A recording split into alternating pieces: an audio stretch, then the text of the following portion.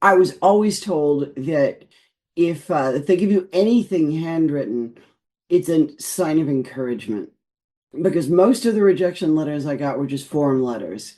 But on this particular one, Jay Kennedy had taken a moment to actually write me a note, basically saying, obviously, you've got talent. I don't think we could sell this strip. So if your goal is syndication, you should try some other ideas, basically. And I didn't take that advice, although in hindsight, it was probably great advice. Open the podcast bay door as hell.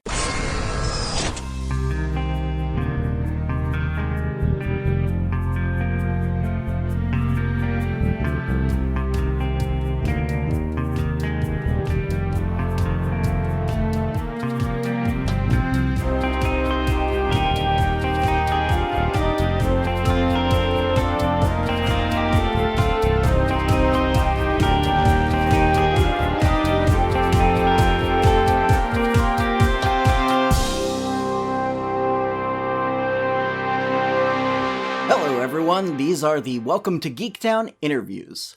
I'm your host, Kurt Onstead. This week, we're starting a new interview. My guest this time is the creator of a number of comic strips, most notably Phoebe and Her Unicorn, collections of which have reached the New York Times bestseller list.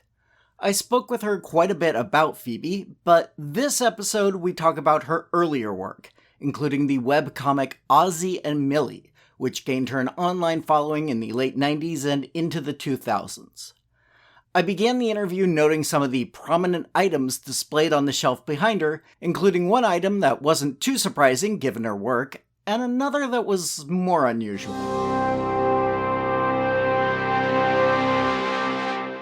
You've got the unicorn plushie up on the top of the shelf there that is adorable. That's true. And the speak and spell is that an important artifact in your life? It's my childhood speak and spell, and Wow. it was my favorite thing when I was a really little kid, and I probably learned a lot of my early literacy playing with that thing. With that and reading books. My mom was very big on that. But the speak and spell is my favorite toy from when I was 5 years old. Perfect. That leads into the first written question I actually had here, because I want to start with the beginning of your life. What was the first comic book or comic strip that you read and made you think, I want to do this? That would be Peanuts. The Legendary Peanuts by Charles M. Schulz. Hmm. My mom had this big treasury of Peanuts stuff I think she'd had since she was a kid. And it was around, and I remember pouring through it as a really little kid and being sort of fascinated by the fact that this whole world came from one guy. These characters are so alive, and all of them came from this one guy's head, and it had a voice and a point of view.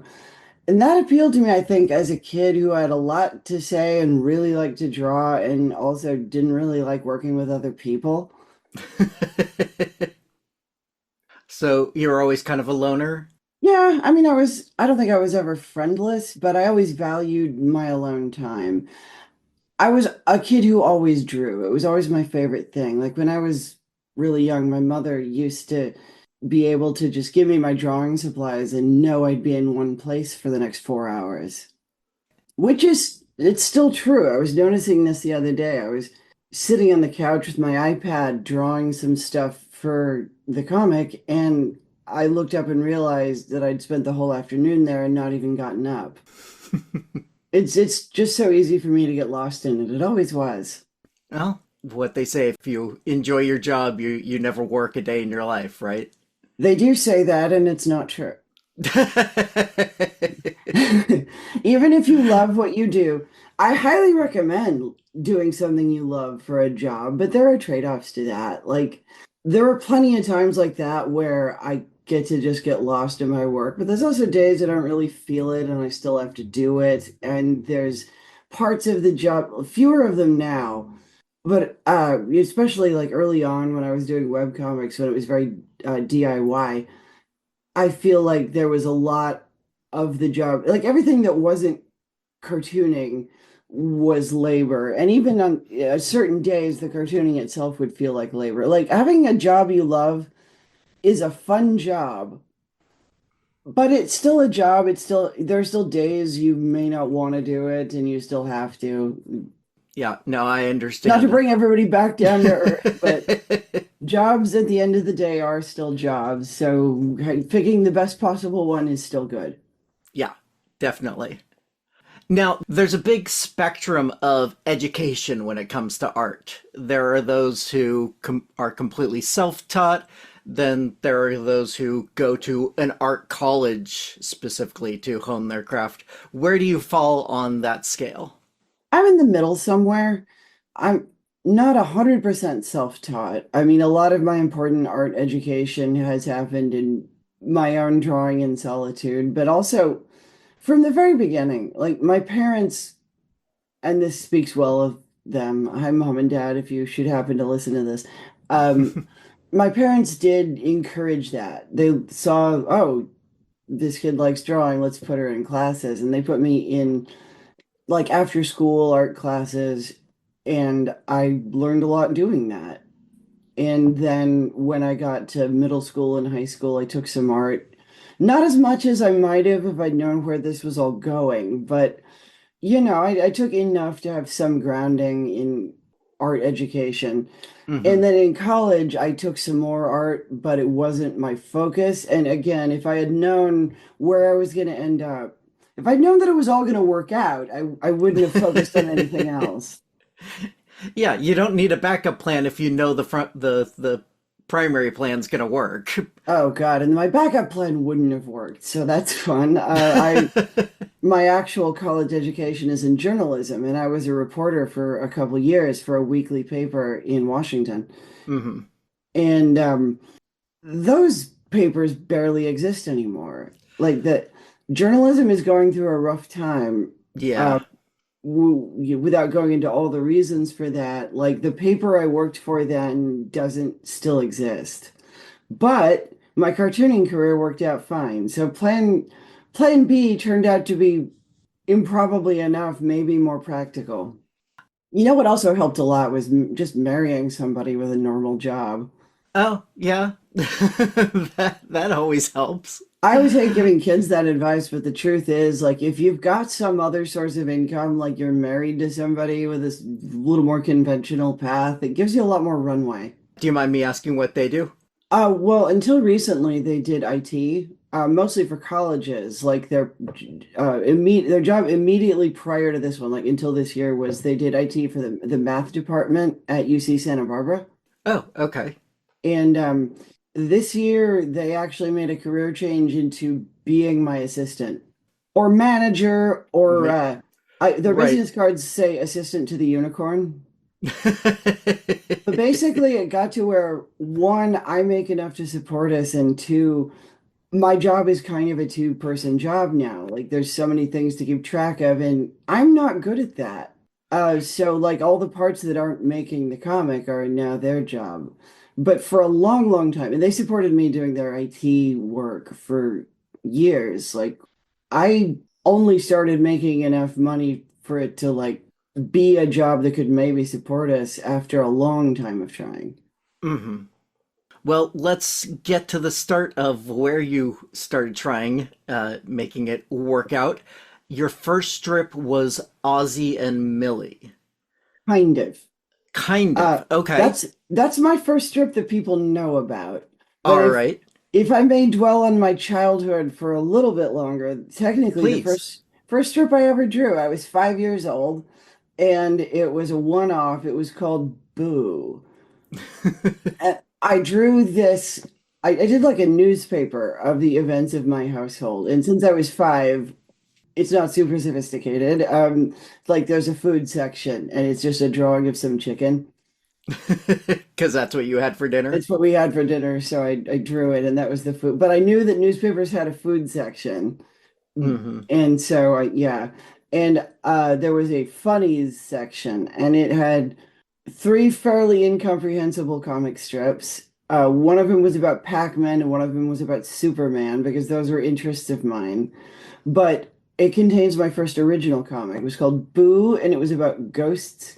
And the plot of this strip is that ghosts zoom into the panel from opposite directions. They say hi to each other. Then there's lightning and it scares them, and then they laugh and then they go to sleep. All right. But my first strip that people like know about now was Ozy and Yes. Millie, Yes. which is somewhat For later. for those unfamiliar with your work, can you give a basic description of what that comic was about and what inspired it? Essentially, Ozy and Millie is it's an anthropomorphic animal or furry strip, if you prefer. I kind of do. I like that word. And it is about two fox children who are best friends and go to school. And Millie is very angry and destructive, and Ozy is very calm and zen and very patient with Millie. I didn't realize till much, much later that I was writing about me and my future spouse. Which one is which? Oh, I'm 100% Millie. People always used to be surprised by that. They would meet me and be like, "I always assumed reading it that you were Ozzy, but having met you, you are clearly Millie." And it was inspired, I mean, by all the things that inspire me. Pogo was a big one, Hmm. by Walt Kelly, the classic comic strip. Pogo, it was something I discovered at the library because it's a little before my time. But I discovered it when I was about 14 at the library, and I kind of fell in love with it. I still want to be able to draw trees as well as Walt Kelly drew trees, but it was kind of frantic and it was about talking animals living in a swamp, but it was also really smart and really clever, and it was a big influence on me. And of course, the other influence for drawing foxes is I'm just kind of a furry and I like drawing animals. And so they started off as characters that I drew in my notebooks. And when I decided I was going to make comics, like that I was going to maybe try and make a go of that as an art form and maybe as a career, they were what I had available. And I sort of wrote them into a strip. And it took me a few tries to sort of figure out what I was doing, as it always does. My goal was to get syndicated because my goal was to make a living. Right. And nobody knew how to make money on webcomics in those days. The idea of being a webcomic, to me, it was this very transitory thing. Like, it's fine to do that now. And also, there were not very many webcomics yet. This is like 1998. Yeah. Um, No, I remember those days. yeah, when there were like 10 webcomics, including a couple that are still going, like Kevin and Kel is still around. Sluggy Freelance is still around. Right. And hats off to those people for keeping it going all this time. So I started posting them online thinking this is a stepping stone to maybe doing it as a career. And I would send my stuff off to the syndicates every couple months Hmm. and get rejected. I still have a bunch of those rejection letters from that period. And Ozy and Millie ultimately did not manage to get into syndication, but it did have a more than decade-long run as a web comic and had a decent sized audience. And it's still something that I still hear from people, oh, I grew up with that comic. And those people are getting older and older. As are we all. Ozy and Millie was me in my 20s trying to work some things out, as I think is most art made by people in their 20s. I was dealing with stuff from my childhood that I was still figuring out. Like, there's a lot of stuff in there about bullying and about feeling powerless in the face of like school authorities. Hmm. Sorry for just trailing off there. I kind of got Okay. lost in thought, getting into the weeds of the content of Ozy and Millie. Yeah, and probably some of your childhood experiences as well. Oh, definitely. And some of David's, my spouse's. Like, there's a lot of stuff in there about bullying that I wasn't really bullied that much. I mean, not none, but I went to a pretty big school. I had friends that I could sort of keep to my own circles. And Hmm. my spouse had a very different experience because they grew up in rural Michigan and it was a really small school and it was pretty much impossible to be invisible. So if you were the weird kid, you were kind of in for it. And so a lot of that found its way into Ozy and Millie, especially the like Ozzy is getting bullied by an older kid stuff. Some of that is just beat for beat stuff that my spouse says happened to him. Yeah, reading that, I had very similar experiences myself. So, A lot of uh, people have told me that. I think it was one of the major themes of Ozy and Millie a lot of the time is like bullying and sort of the injustice of the fact that a lot of the time people in authority treat it like it's normal and it's not. It's messed up and I had strong feelings about that. yeah. I was looking through the archives of ozyandmillie.org, and for the most part, you kept a pretty regular schedule releasing new strips, with a couple of exceptions I'll ask about in a second. What did you do to keep yourself motivated and keep putting out new material while you were doing this as not as a career, working a regular job in the meantime as well? I think I really thought of it as a career even before it was. Like it was sort of my purpose in life. It was the thing that I was doing. I actually ultimately got fired from my first reporting job because instead of hanging out and finishing my stories, I was going home at the end of the day so I could draw comics.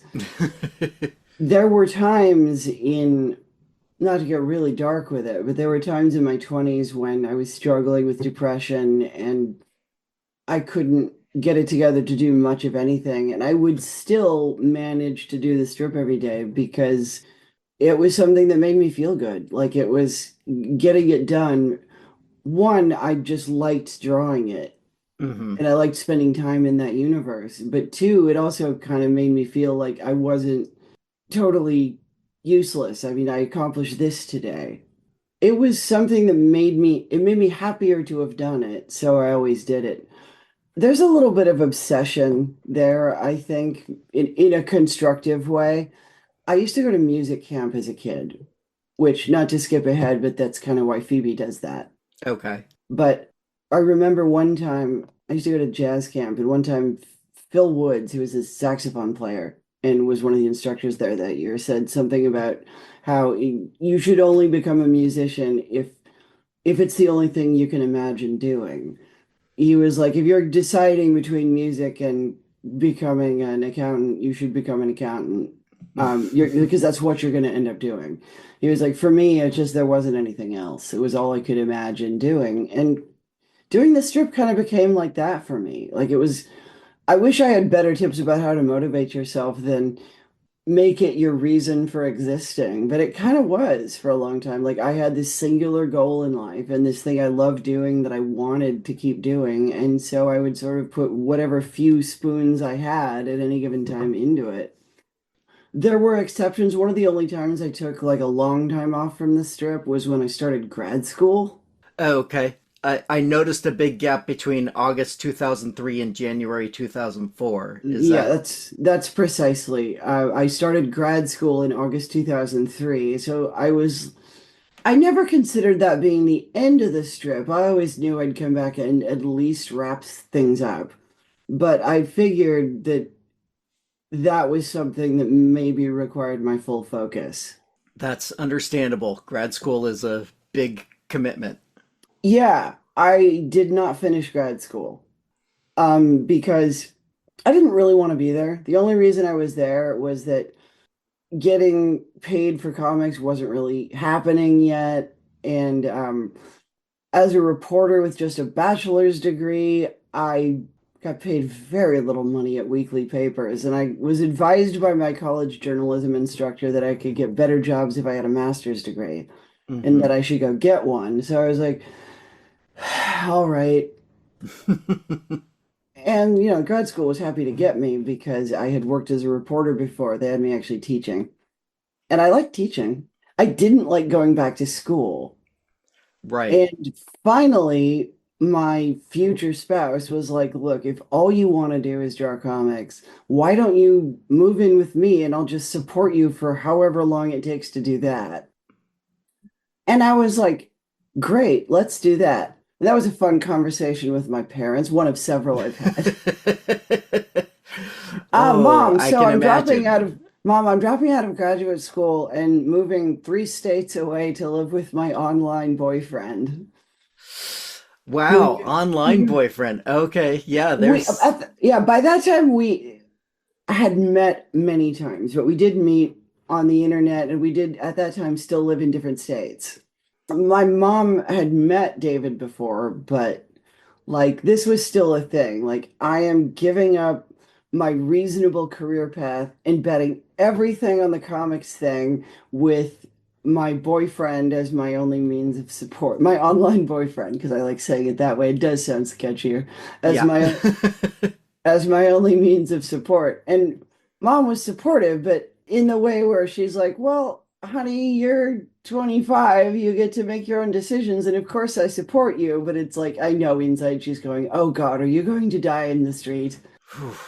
Yeah, that's a scary thing to tell a parent. I can. Yeah, I put that conversation off as long as I could. And I Oh, made of sure I at least course. had it with her in person instead of like over the phone. Yeah, yeah. So, Merry Christmas. Guess what's happening? Yeah, so then I moved in with David and made Ozy and Millie sort of my full-time pursuit. And Hmm. eventually, about 5 years after that, I actually caught a break. Nice. We'll get there in a second. I do want to ask, so when you came back to the strip, you did another 4 years fairly steadily, and then in mid 2008, you scaled back to new comics coming out about once or twice a week rather than nearly every weekday. Was Mhm. that when you decided to wind things down, or had you thinking about it before then?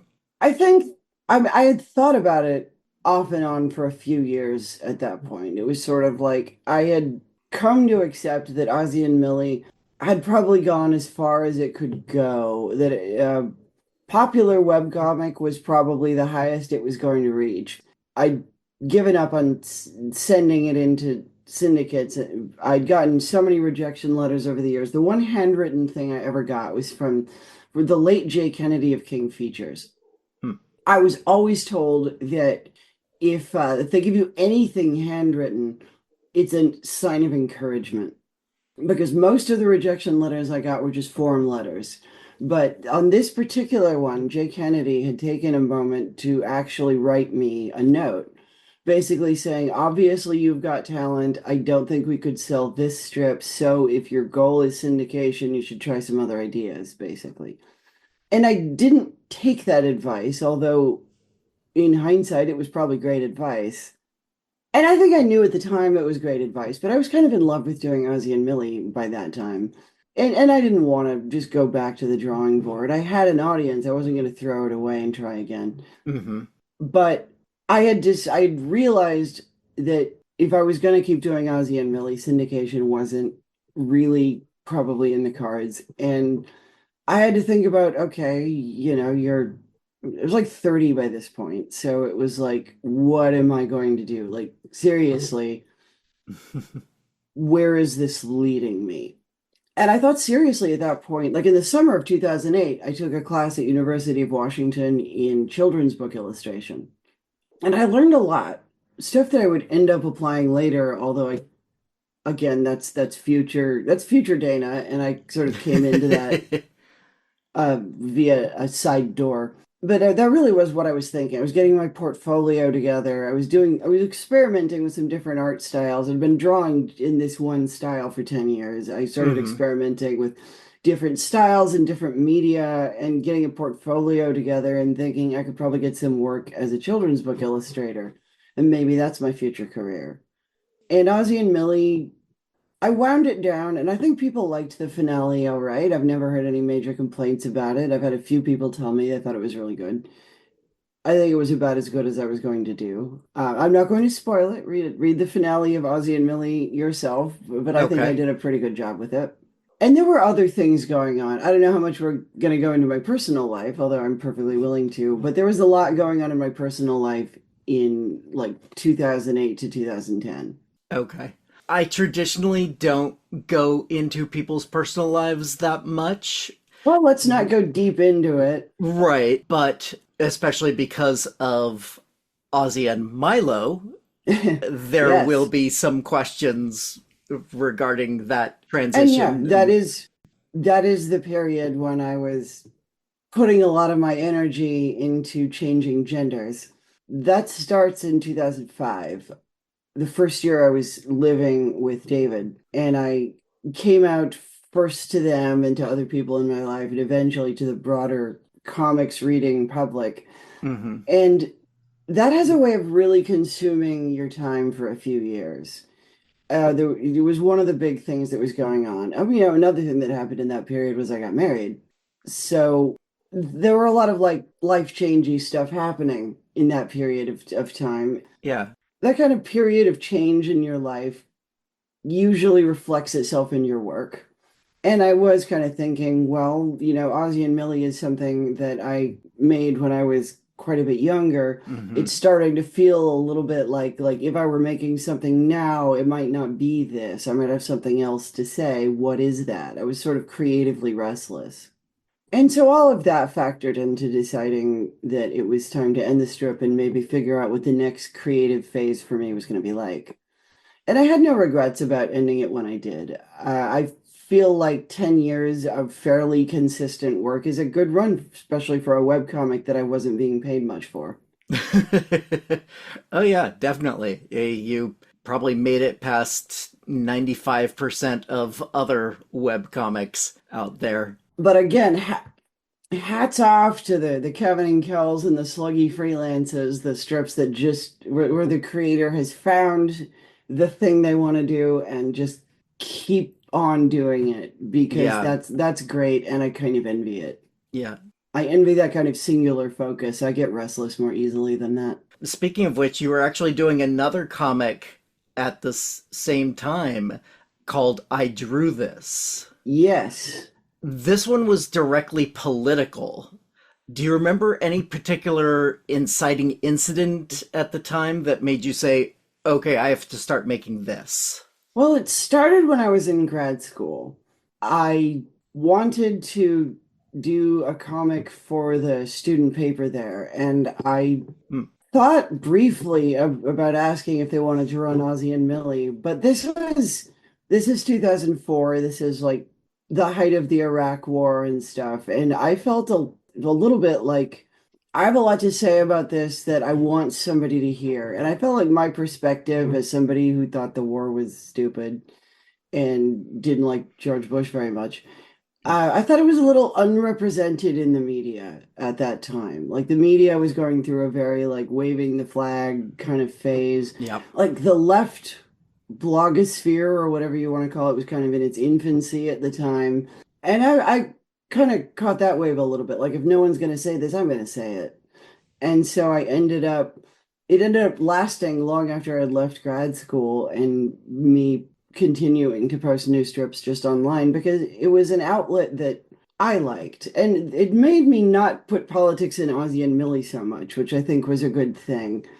There were moments that Ozy and Millie being political was fun, but also, I don't know, I feel like it hurts the strip now.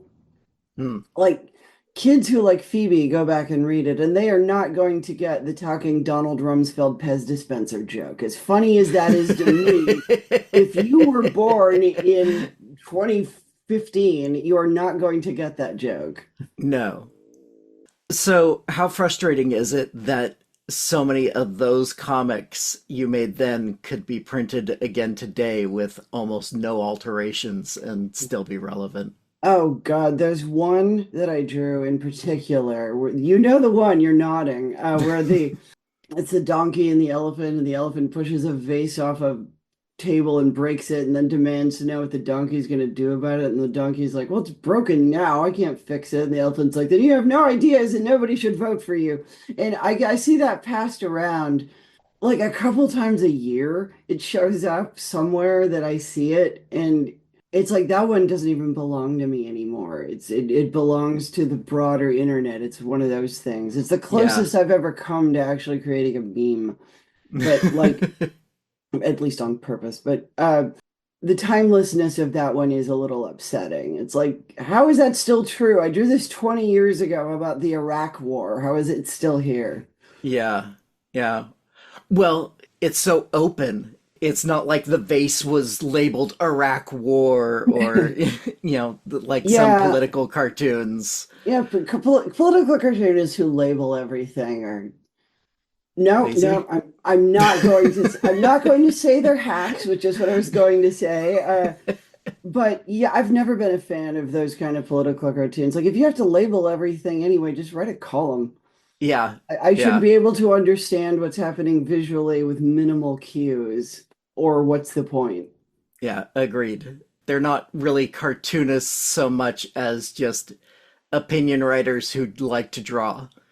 Yeah. And a lot of the time, it's not even that interesting of an opinion. Like the really great political cartoonists, and I do not count myself among that number, unless their whole thing is being super wordy. Like, I don't want to be too critical of like Tom Tomorrow, one of my favorite political cartoonists, who's Yeah, his stuff is super wordy, but like that's the format of it.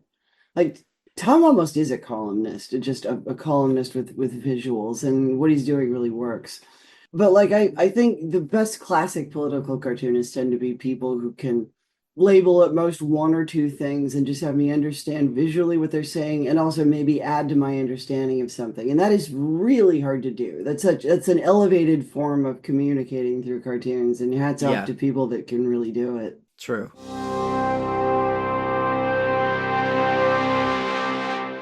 At this point in the interview, Dana and I took a quick break to refill our respective glasses, hers with coffee and mine with water, and when we returned, we moved on to a different subject, so this felt like the perfect place to end this first part.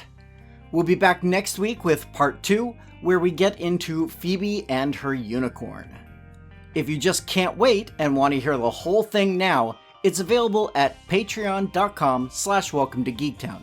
It's just $1 per month to get uncut audio from my interviews like this one, in addition to a monthly shoutout and outtakes and scripts of the previous written episodes I did based on listener questions. If you'd like a free way to help the show out, leaving a 5-star review at Apple Podcasts or other podcast site is always appreciated. Either way, as long as you continue to listen, we'll always say, Welcome to Geektown. Population, us. questions for the Welcome to Geektown interviews are written by me, Kurt Onsted. I also host, edit, and produce the podcast. Theme song was written by Aaron Levitz, logo art by Archie Sentell.